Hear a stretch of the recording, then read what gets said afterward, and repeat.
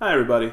So this is a bonus video for the week. Obviously, if you guys haven't seen the video about Hellboy that I did earlier in the week, you guys can watch that, check it out. Basically, this is a subject that I was thinking about just saving for next week, but it just happened and I just figured, why wait? So today we're going to talk about Guava Island, the new 55-minute feature that director Hiro Murai and Donald Glover, aka musician Childish Gambino, collaborated on to promote something. So the thing is, I decided I wanted to make this extra video this week because I saw that the secret film that Donald Glover had made last year with Rihanna was finally going to be coming out on Amazon Prime during Coachella weekend. And I was like, oh, that's really cool. That's exciting.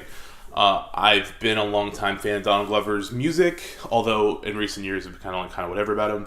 And I love Atlanta. I think Atlanta's like the best show on television right now. I think it's like my favorite thing. And I'm sort of hot and cold on Donald Glover in the sense that I think he's supremely talented. I think he's a very smart guy. But I think that very rarely recently, other than Atlanta, is he making things that I think are worthy of his actual potential. So going into this, I thought, oh, cool. The guys behind Atlanta finally made a feature-length movie. That's going to be really interesting to see what they do with that kind of canvas. I want to watch it and consume it and comment on it. I want to be a part of the discourse. And the main thing I was hoping for going in was just, I hope this is better than the This Is America video. As I said before in the video I released a few weeks ago about the movie Us, I am not a huge fan of This Is America. I think the video is fine, I think it's cool, the song's alright, but I was not enamored with it the way a lot of other people were. I thought it was one of the lamer, more blunt and overt things that Donald Glover's done with his career in recent years, and I was kind of hoping it was the sort of thing that he would not continue doing. And I really wanted this to be something different, because to me, I think some of his greatest skills as a storyteller come from the way he builds actual narrative, not just sort of blind buckets of symbolism and stuff. So I thought Guava Island would do something very different and more in tune with that. Guava Island is essentially not what I thought it was going to be, in ways that are both good and also bad. Guava Island is a fictitious island that's supposed to be somewhere in the Caribbean that Deni and Kofi, two characters played by Donald Glover and Rihanna, live on. Guava Island obviously isn't real. They filmed in Cuba, but the fictional place sort of stands in for almost like an Afro-Latin version of Wakanda that was once this really beautiful place, but then its natural resource turned it toxic from the inside. There's these special caterpillars that live there, and they make this very special kind of textile. And this dude, Red, basically runs the entire island. Everyone that lives there works for him in some capacity or another, working for Red Cargo.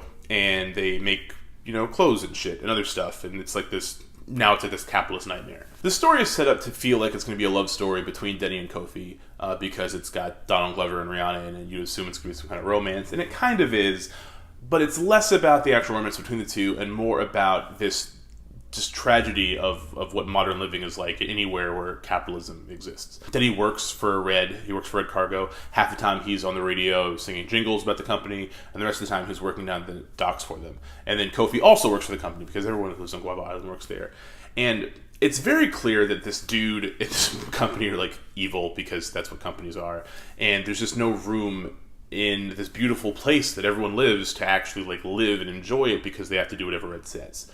So Deni is planning a music festival that night. The movie takes place on a Saturday, and Red, this guy, doesn't want him to have the festival because everyone goes to this festival Saturday night. None of them are going to come to work Sunday morning. So Red doesn't want Deni to do the festival. He offers money to fuck off. Deni doesn't take it. He offers to, he doesn't offer. He threatens him to tell him not to do it at all by destroying his guitar. He decides he's going to do it anyway. And it's this tragedy. Obviously, he chooses to give everyone in this island something to live for with this big, beautiful, everyone gets together and plays music and stuff. And then he's killed for it. So it's a tragedy. And Rihanna's character, Kofi, is pregnant, and she spends the entire film trying to tell Deni that she's pregnant, but he's too busy running around trying to make this festival happen. And the story kind of ends with her telling their child the story of Deni and what he did for the island, the same way that the film opens with Kofi's mother telling her the story of the island, preceding that. It's a sweet fairy tale, bedtime story style bookend thing. It's sweet. It's nice. It's also just really predictable, super obvious from the outset where the story's going, and it's just so short, you know? The fact that Hero and Donald kept calling this like a feature going into it, it's less than an hour long. And I know that if you watch my videos or read the stuff I write, I hate long movies. I complain about things that are 3 hours all the time. 90 minutes is the sweet spot, people. But 55 minutes feels very slight to begin with for this kind of story. It would feel less slight if half of that runtime wasn't musical sequences. Going into this, Donald Glover compared the creation of the story to Purple Rain and City of God. Two very good movies for vastly different reasons that I can kind of see how those two things could be synthesized to come up with something kind of like Guava Island. But that logline got me so excited about this because I thought it was going to be an actual full-length movie. I thought they'd made a movie in secret, not a really long music video. And unfortunately, that's what Guava Island is. That's okay, because that still counts. It's still like a fun thing. You know, it's shorter than Lemonade. It's shorter than pretty much every other cinematic visual album thing I can think of that's been released in the last few years. And it just feels slight. And that's not a bad thing per se. It's just that I don't know why it exists. Lemonade, the stuff that Janelle Monáe has done with her most recent album, any other artist who's put out like a bunch of visuals to go along with their album, they're basically making a modern, you know, post-internet version of the music video, right? Music videos aren't as prevalent anymore, so if you're going to captivate people's attention, you have to make something bigger and make it like a big event. And that's what Guava Island was designed to kind of feel like. You know, it debuted at Coachella, it debuted on like Amazon Prime, it was supposed to create this big conversation and stuff. But normally, that big conversation is in pursuit of promoting a piece of music or an album of some sort. Donald Glover still hasn't announced or released his quote-unquote final album, The Childish Gambino. All of the songs used in Guava Island we've heard before, either performed on Saturday Night Live or in the singles he released this past summer. Like, almost none of it is new. It's old music that we already have access to, getting in the way of like a somewhat interesting story that's like already pretty truncated in service of what? That's the odd thing. If this was like paired with an album and then the reveal was just, oh, this is just like the visual thing for like my album, that'd be totally cool. You know what I mean? Like Runaway, Kanye West's companion piece to My Beautiful Dark Twisted Fantasy is like a much similar thing. And like if this was just Donald Glover doing that, I would get it. I would sort of applaud it. But I don't understand why go through the struggle of doing this to make something that's this incomplete, that's this straightforward. It's strange. This isn't the first time that Donald Glover has worked with doing this sort of musical side thing, like doing movies and stuff. Previously, he released Clapping for the Wrong Reasons with Hiro Murai, which is a short film that came out years ago, and it also kind of goes nowhere and doesn't really make a lot of sense, but it's like neat and has like cool aesthetic. And like Topanga's in it. He's done lots of, I mean, part of the key of Childish Gambino is that this music project started out being him dicking around and being like a less funny, less interesting version of The Lonely Island, making rap songs about like pop culture references and just being a weird hipster. And then it slowly evolved into being more narrative-based, right? His album, Because the Internet, works so well because there's like this big, vast, like, you know, sort of like alternate reality game at the center of it. The album itself came with like a screenplay he wrote for a movie that he didn't really film. The music videos tie into the pieces of that screenplay. You know, clearly over time he's realized that you can tell stories through multiple mediums at the same time, and it's a really interesting thing. And of the people working in that space, I think Donald Glover is maybe the most well situated to do something unique and interesting with it, and he just hasn't yet. I keep thinking it's going to happen every time he does a new thing. I think this is going to be that thing, and it just kind of never is. And I wonder if that's because he doesn't have it in him at the moment, because that's possible when you're dipping your finger in so many different pies. You're in a Star Wars movie, you're in The Lion King, you're doing all this stuff. Maybe you just don't have fucking time to make a whole ass movie out of whole cloth, right? But at the same time, if Donald Glover's not going to be the one to kind of break through and do something with it, then like, why even bother doing this? Why even keep this up? What is the purpose of spending the amount of time and energy and resources on something like Guava Island if it's going to be this needless? It's not to say it's bad. I think Hiro Murai is a very interesting director, and watching him evolve over the last couple of years, working on Atlanta, getting directing jobs, directing other television shows, now he's got production gigs lined up to like make his own feature films.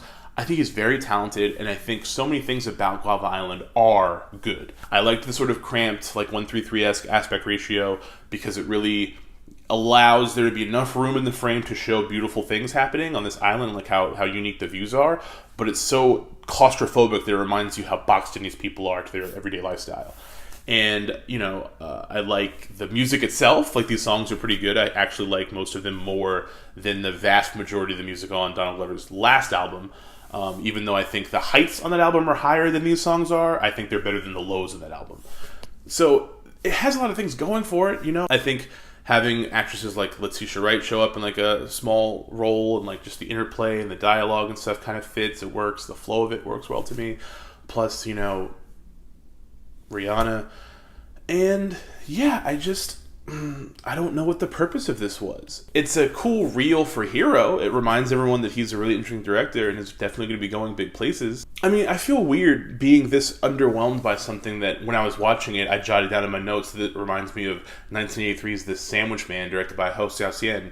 But it just doesn't amount to anything more than what it is. It's a neat little curio. If you're a Childish Gambino fan, you get to hear the new tunes in different ways. The choreography of the This Is America sequence in this film, I think, is drastically better than the music video itself. But why? I even think that the basic themes about it are like pretty present and easy to digest, and you know, there's definitely some emotional resonance there, but it's so slight. I feel like you could have made this even shorter and made it like a 10-minute thing, and that actually probably would have more power than it does at an hour. I really feel like this either needed to be 15 minutes or an hour and a half. Like, this in-between thing is just weird, and I don't understand what the purpose was. Is this album ever coming out? Is it finished? Has it been finished for a long time? Is Guava Island going to be a part of a larger film later that we don't know about? I don't know. And I think it's a little bit sad that Donald Glover, who's so talented and has made so many interesting things over the last few years, that this is like sort of the best he could do. I mean, we've watched Atlanta. Atlanta's really good. Both seasons are fantastic. Every episode's a home run. And this just feels like an episode of Atlanta, but like blown up and bloated, you know? And I don't know. That seems beneath him at this point. So that's Guava Island. You know, I think you should check it out if you haven't watched it. If you're a fan of Childish Gambino, it is cool. The newer songs are good. It does, if nothing else, remind everybody that Rihanna is very talented and probably should be getting better roles when she does decide she wants to act. I mean, she doesn't have a lot of dialogue here, but I think this movie shows that if she stops getting roles like the one she had in Ocean's 8 or Battleship, that she could actually be a pretty big actress. But hopefully, eventually, we actually get like this final album, and maybe it'll be good. Or maybe there'll be a larger thing here. And hopefully at some point, Donald Glover and Stephen Glover and the whole royalty Atlanta writing crew people get together and actually make a real full-length film. I think that that's a medium that is really dying for like them to get together and do something with it, rather than just this like 20-minute format they've been working with on television, and then this weird format here at Guava Island. I'm just still salty we still haven't gotten the full version of the song from that Google Pixel 3 Playmoji commercial.